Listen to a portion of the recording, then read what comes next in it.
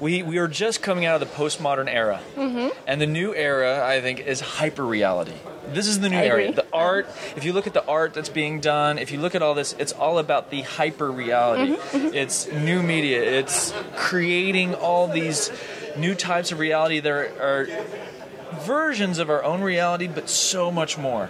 And so once we start getting into this, and then we start seeing that not just artists like a Picasso or something are doing this, but 17-year-old kids, are making PowerPoint presentations, putting it up on Facebook and distributing it to thousands of people. Yeah. This is now, it's like, wait a second. People are starting to get a voice. People are starting to be the artists. And people are starting to create and distribute their own versions of their realities.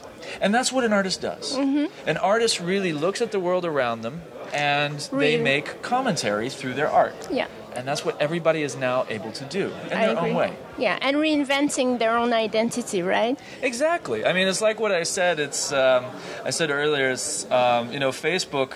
I really love my life. Why do I love my life? Because everybody else seems to keep on liking it because they like pictures. They like my status updates on Facebook.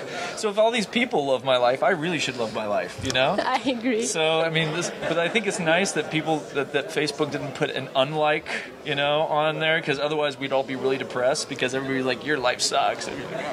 But that's a usability thing. But so yeah, people are generating, and the people around them as well are generating the content, and they're generating their archive online. Every single photo and video that I used in that presentation was actually not made by me. Every single photo or video was made by other people around me, and they either tagged me or whatever. So it's not just people that are creating their own lives, but it's also that first circular network or the second circular network, and then it's being linked in by tags and identity online. Definitely, yeah. Yeah, and that's going to stay forever. So you got to be very careful about people, when they're pointing a camera at you. What you're doing, so, yeah. I agree, and I liked your question when you asked the audience, well, how many of you have a virtual will?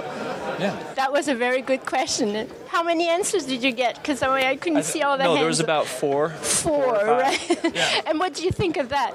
I think that people are still in this kind of time capsule of a short period of time.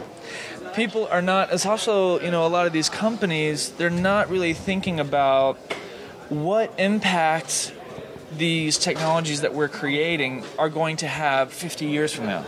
It's all, and it all comes down to, I understand why. It's all VC money. It's all about, okay, we want an exit in like a year or two, so we ramp it up, sell it in 2 years to Google or somebody, and then we don't have to worry about it anymore. Great, but let's look at Google, okay? When you start to think about it, there's an enormous amount of information that Google has about us, right? Now, right now, Larry and Sergey are really cool, and their whole motto is do no evil. Yep. Right? But do you think they're going to live forever controlling the company?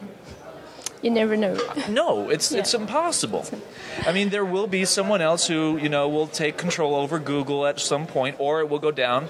And then all this information that we're creating about ourselves is in the hands of who? I mean, it could be the next Stalin. I don't know, right? So we really have to be careful. We really have to think about, okay, all this content and all this stuff that we're creating and putting out there, who owns it? Shouldn't we own it? And shouldn't we be able to decide what we do with it when we die or when we don't? I agree. But if we don't possess it, it's hard for us to think of how I'm going to and this is the whole problem that people have, because it's not an object, a physical object we can hold. People think it's just like air, right? But concepts and culture very rarely are these physical objects. It's like what Jessica was talking about. The most incredible people were Jesus Christ, Martin Luther King, Gandhi, these kind of people. Do any of us have an object from them? No, it's all about the ideas that they had. It's all about the concepts. It's all about the speeches that they did. All of that information is what's most important. across Not the time. clothes they wore. Well, okay. Well, maybe the Holy Grail. You know, the cup is pretty big thing. Yeah. And okay. So maybe that's not completely true, but I mean, what we are able to carry with us and inspires us for generations on are not these physical objects. I agree. I agree. More concepts and things like that. And that's what we're developing right now everybody's calling it the cloud, but in virtual and digital space. I agree. So if you think of digital identities in that regard, then what would you recommend people they should do? Beyond having a will, beyond controlling it, reinventing it, and it completely depends on the person.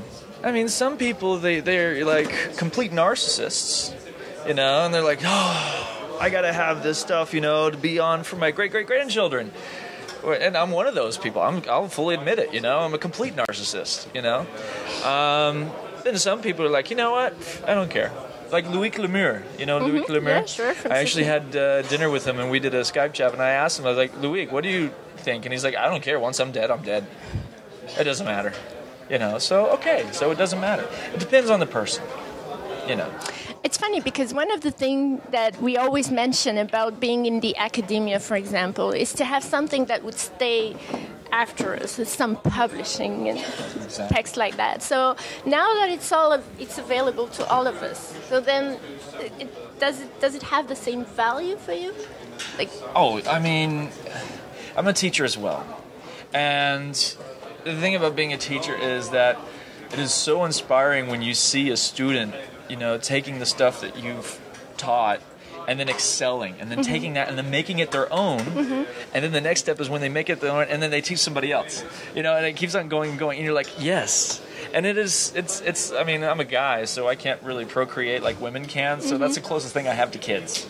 Right. And the thing is the wonderful thing about teaching is that I also get a lot back from my students. That's, and it's this and the whole idea is the changing of knowledge and the information of knowledge and ideas really is what drives all cultures, and it is incredibly important, incredibly powerful, and a lot of times, a lot of people really underestimate it. I agree. So you think we're going to be able to inspire even way beyond... Oh, yeah. If you look at, I can't remember the exact number, but one of the most important libraries was the Library of Babylon, I believe it was. It was, just huge archive of books and statues and art and all this. If you look at the amount of information that's on the internet today, it's something like 2 billion or 1 trillion times more information than the largest library in the last, 2,000 years. Incredible amount of information. It's true. And what are we doing with it? Watching a lot of porn, twittering that I just made a peanut butter jelly sandwich, and playing some games. But is that bad? I don't think so, but my question would be that if we want to control our identity on one side, and on the other side it's so distributed, all the things that have been collected so far from us on the internet, then actually it creates inconsistencies regarding our identities. So how can we control on one side, want to possess it on the same side, and then have such a image of us? First of all, it's like people like you and me are going to have difficulty. People like my sister, when she's 17 and I see how she uses Facebook, she's better than any social marketeer that you'll have here.